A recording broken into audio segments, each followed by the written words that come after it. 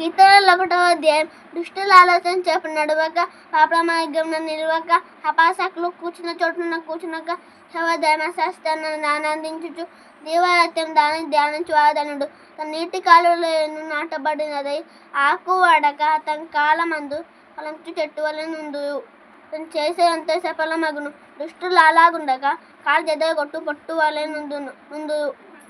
కాబట్టి న్యాయ విమర్శలో దుష్టులను, నీతిమంతుల సభలో పాపులను నిలువరు. నీతిమంతుల మార్గం యెహోవాకు తెలియను, దుష్టుల మార్గం నాశనమునకు నడుపును. యేసే శిలువలో పలికిన 7 మాటలు. తండ్రి వేంచేర్చిన వేగరు గనుక వీరిని క్షమించుము. నేడు నీవు నాతో కూడా పరదేశంలో ఉందువు అని నిశ్చయంగా నీతో చెప్పుచున్నాను. అమ్మా, ఇదిగో నీ కుమారుడు, ఇదిగో నీ తల్లి.